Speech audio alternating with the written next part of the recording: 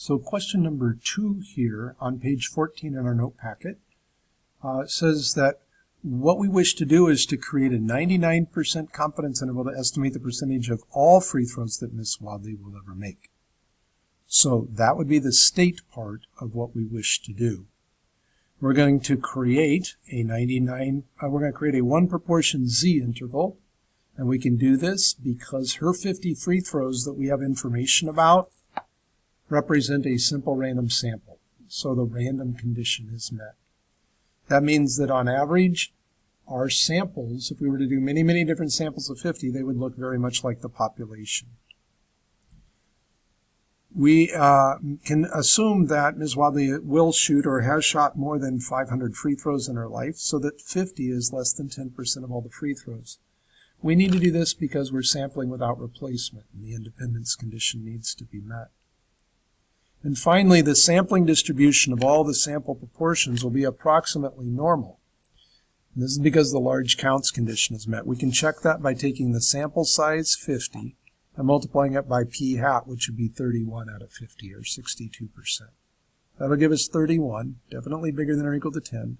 Same thing if we do 1 minus p hat times n, we'll get 19 there. Again, bigger than or equal to 10, so the large counts condition is met. So our 3 conditions are met. This one gets us that the average of all the sample proportions. This gets us the center of the sampling distribution. This gets us the variability or the standard deviation. And this gets us the shape to be approximately normal. So we can now do the do part. In the do part, we're going to start with the generic formula here.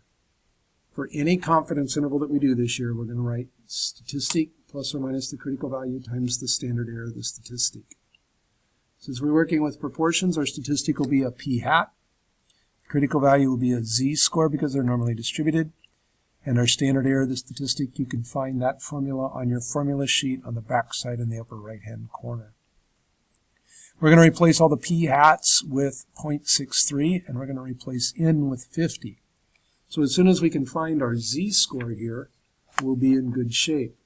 So since we're creating a 99% confidence interval, we want to know how many standard deviations we need to go out from the middle so that we encompass the middle 99% of the curve.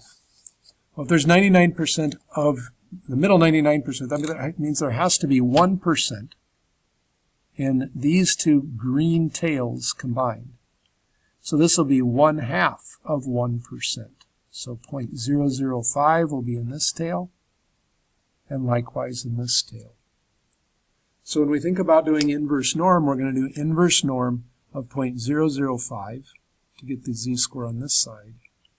And inverse norm of the area to the left here would be the 99% here plus the 0.5% here, so 0.995.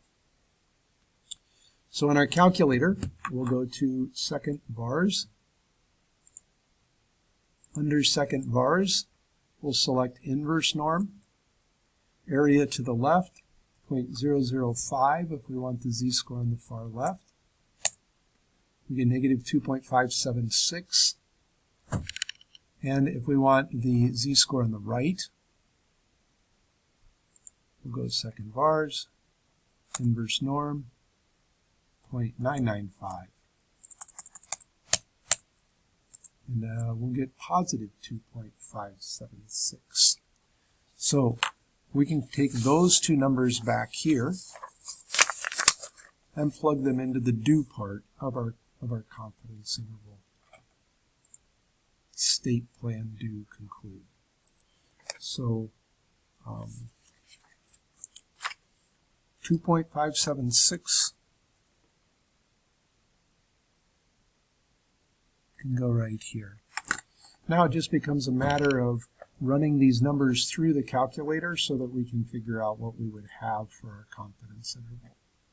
So we're going to do 0.63 plus 2.576 multiplied by the standard error, which is the square root of 0.63 multiplied by 0.37, 1 minus 0.63, divided by 50 because that's our sample size. That's how many free throws Miss Wadley shot. And if we hit second enter, arrow to the left and change the plus sign to a minus sign, we'll get 44.4 to 79.6. So our interval will go from 44.4% to 79.6%. So if we go back to our state plan do conclude sheet here, this would be the interval that we would create from the numbers that we have here.